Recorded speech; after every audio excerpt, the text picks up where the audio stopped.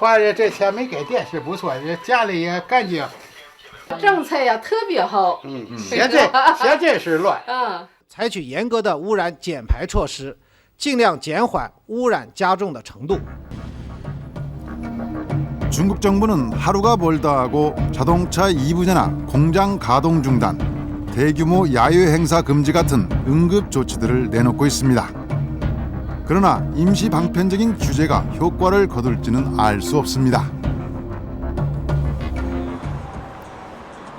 국내 초미세먼지의 원인이 중국발 스모그만은 아닙니다. 우리가 자체적으로 배출하는 오염물질들도 PM2.5의 농도를 높이는 주범입니다. 특히 차량 2천만 대 시대를 앞두고 자동차 배기가스에서 발생하는 초미세먼지에 대한 관리가 절실합니다.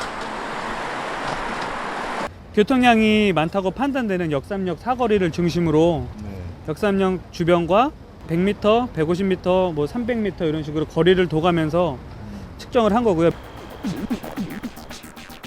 지난 3년 동안 연구팀은 큰 도로변과 도로에서 비교적 떨어진 지점의 미세먼지와 초미세먼지 농도 차이를 비교 분석하고 있습니다. 전체 먼지 농도에는 큰 차이가 없었지만 도로와 가까운 곳일수록 미세먼지와 초미세먼지 농도는 매년 높게 나타났습니다.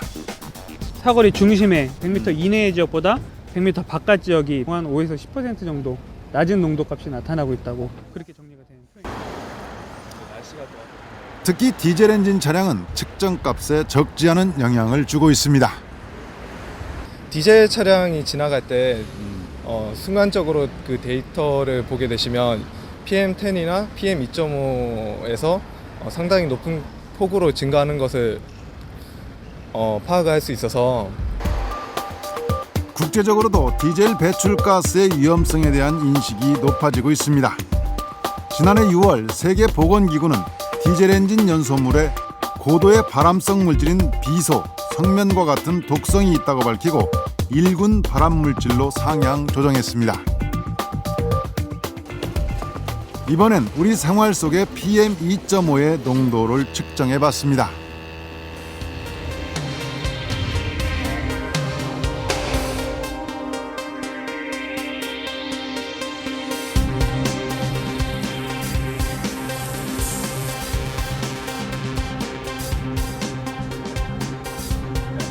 PM2.5의 농도가 가장 높았던 곳은 흡연구역이었습니다.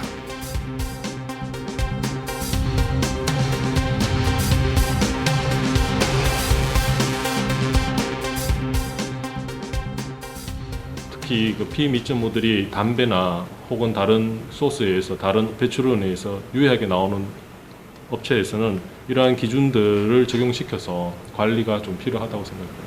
아마 조만간 우리나라에서도 2.5에 대한 환경 노출 수준에 대한 관리는 들어갈 텐데 아직까지 미적용 다중이용시설에 대한 PM2.5 특히 담배 흡연과 관련되는 쪽은 시급히 관리가 필요할 것으로 생각되고 있습니다. 미세먼지보다 강력한 PM2.5 초미세먼지에 대한 관리는 이제 발등에 떨어진 불이 됐습니다. 환경부가 내년 시행을 앞당겨 지난 8월 말부터 수도권 지역의 미세먼지 농도를 시험 예보해왔고 내년부터는 전국으로 확대할 예정입니다. 그러나 그것도 미세먼지 PM10에 대한 것입니다. 초미세먼지 PM2.5는 시행 준비가 필요해 2015년으로 미뤄졌습니다.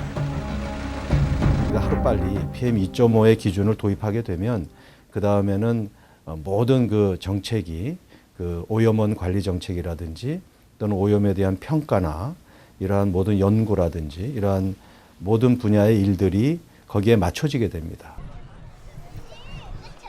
국가 차원의 꾸준한 대기 관리도 중요하지만 황사 마스크나 방역 마스크를 착용해 먼지 흡입을 줄이는 등 일상 속에서도 좀 더 안전할 수 있는 방법을 찾아야 할 것입니다.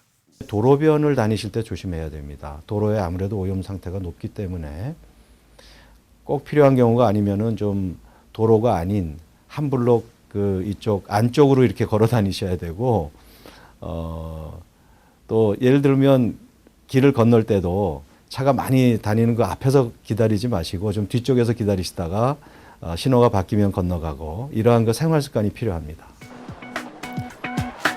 학교나 유치원, 병원 등 노약자를 위한 시설들은 교통량이 많은 도로변에서